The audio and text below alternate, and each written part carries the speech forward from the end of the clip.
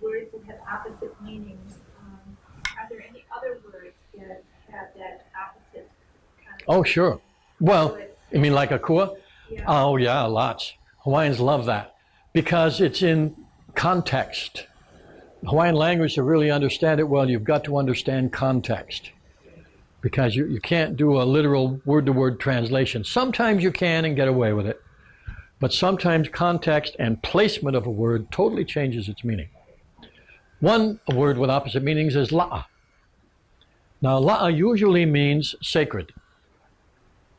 But in a different context of a sentence and a subject, it can mean cursed.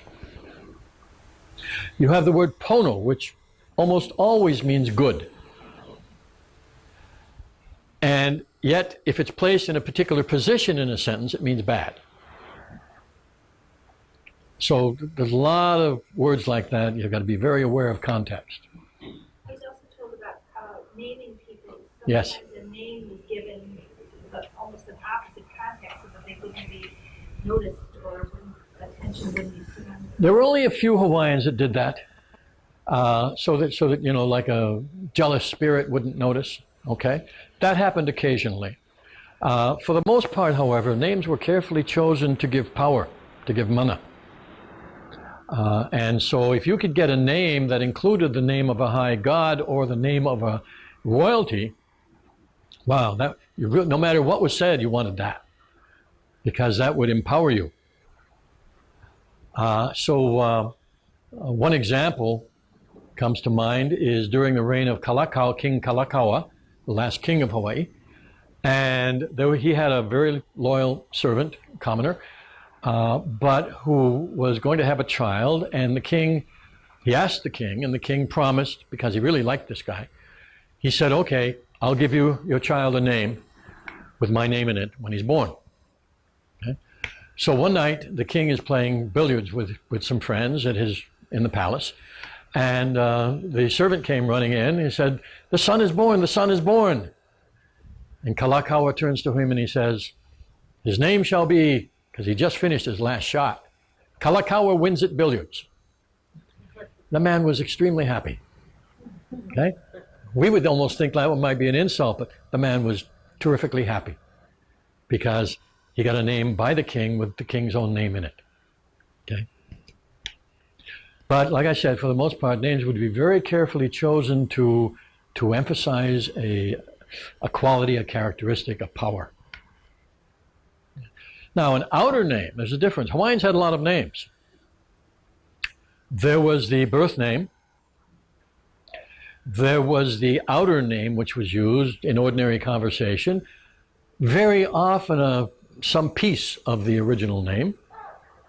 Sometimes a whole different nickname, and sometimes a name like this, because if you're going to speak this name out loud, you may not want to draw attention. Okay? On the other hand, you don't want a name that's so bad everybody's going to laugh at you either. Okay? So you had to find a nice balance in there.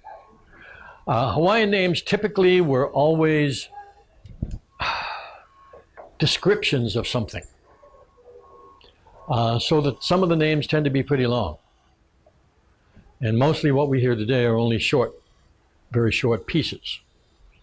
A good friend of mine was Lanakilo Kalani. And he was known by Lani. Most everybody knew him as Lani.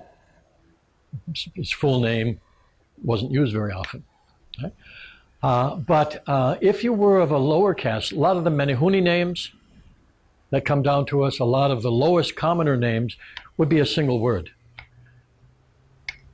Pua. Pohaku. Pua is flower. Pohaku is stone. But that would be their only name. However, somebody today might be called Pua, but their full name might be very long and just includes the word Pua in it. That's very typical. If they're real, given a real Hawaiian name. And then, just one other thing on names while we're on the subject.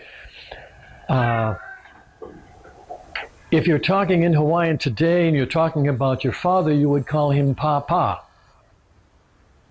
And you would call the mother Mama. Those names were introduced by the missionaries. Originally, before the missionaries, the children would call their parent by a single name that everybody else used. If the father's name was Joe, that's what the kid would call their father, Joe. Hey, Joe. Or hey, Dolly. Whatever the mother's name was. Missionaries thought that was very disrespectful, so they introduced these other words, which are now part of the common language.